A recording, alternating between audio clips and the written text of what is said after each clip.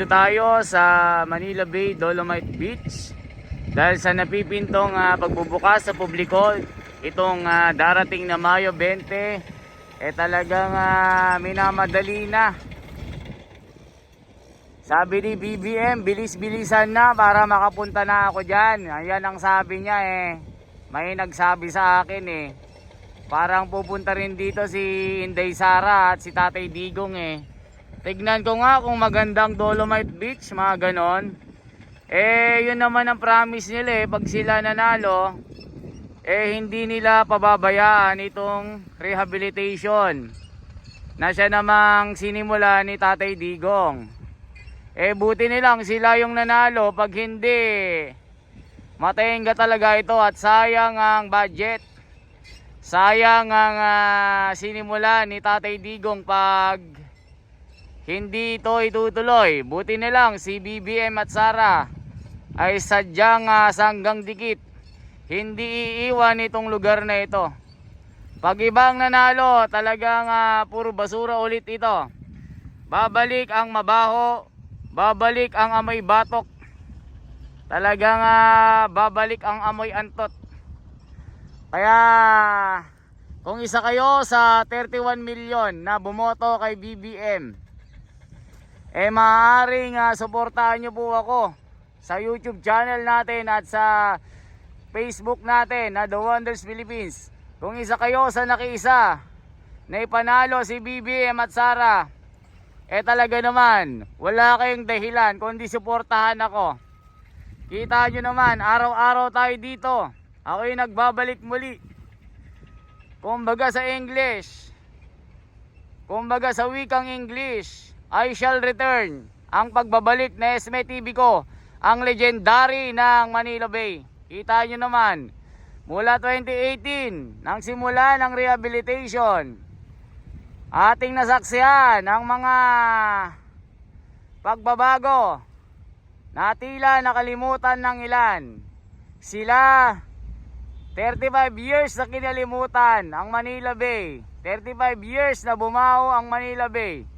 Pero pagdating ni Tatay Digong, mga kababayan, just one click away, yung decisiveness niya, kita nyo ngayon na.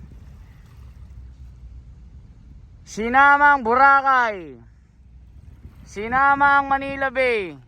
Napakarami ng pagbabago. Sa kalye, wala nang mga loko-loko, wala na ring mga babaero, pati mga marites nagsitahimik na. Yung mga hindi nakaka-move on, nakaka-move on na ngayon, nakaka-move on na. Kita nyo, pati mga isda dito nananahimik nang namumuhay. Hindi na amoy basura yung kanilang nilalangoyan. Kita nyo, sobrang linis. Ni isang basura na palutang-lutang, wala kayong makita. Pati dilis, malayang lumalangoy at tila nagwawalis. Kita nyo, pati dilis, winawalis ang mga basura sa ilalim. Akala mo, scuba walis.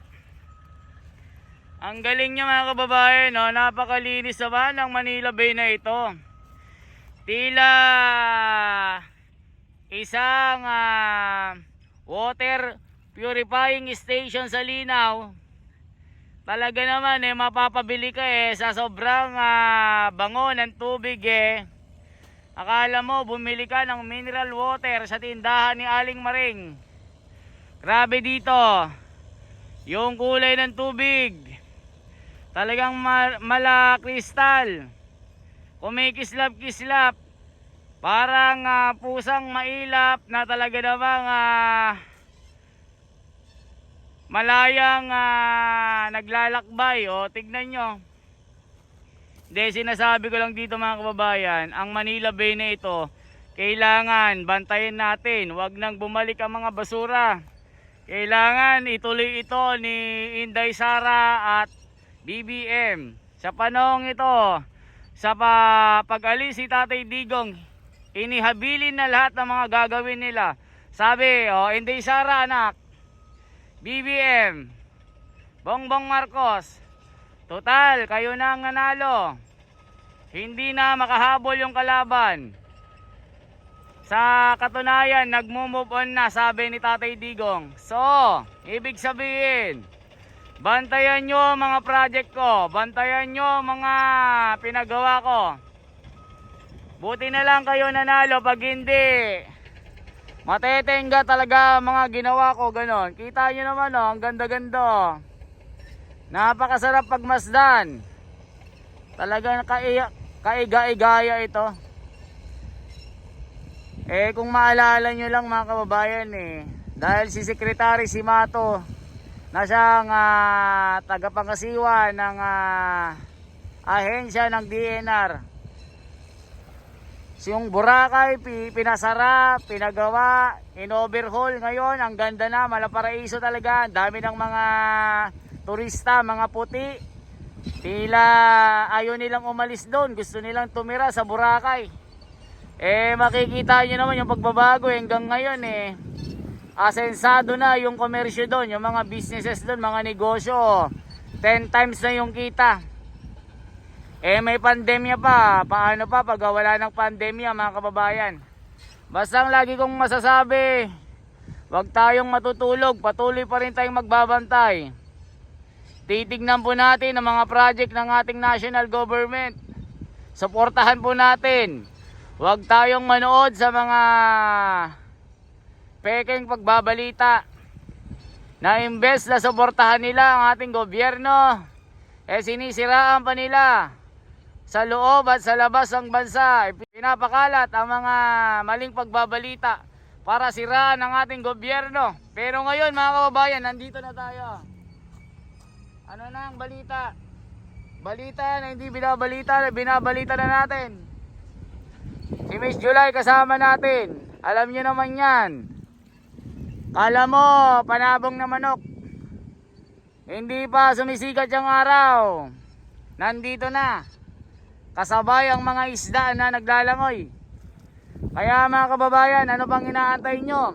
I-subscribe nyo ako ng 1 million. Para makita nyo yung mga balita na totoo. Yung iba pupunta dito, maghahanap ng basura, wala namang basurang makita.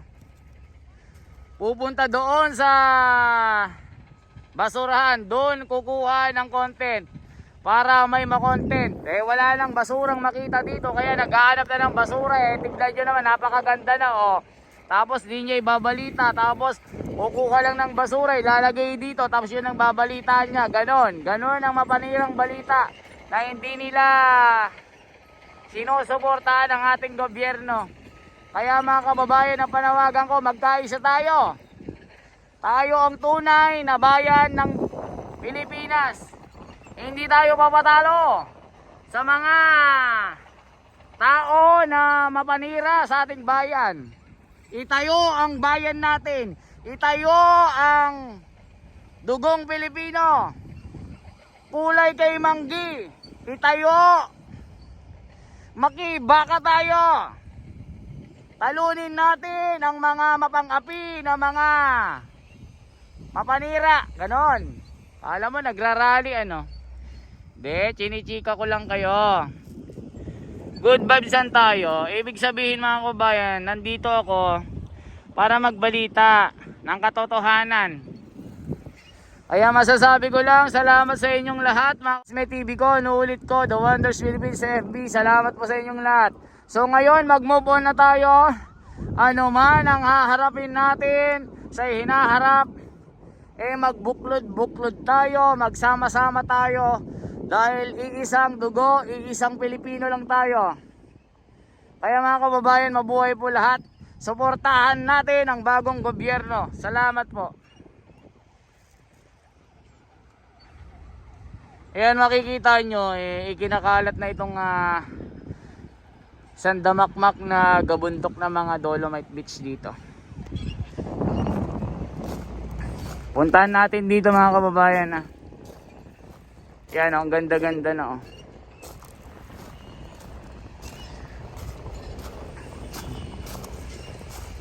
malapit ng buksan ito. Sabi nila sa Mayo 20.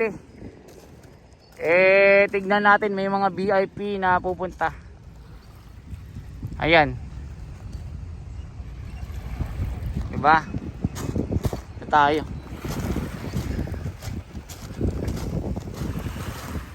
Bundok, kulay puti oh.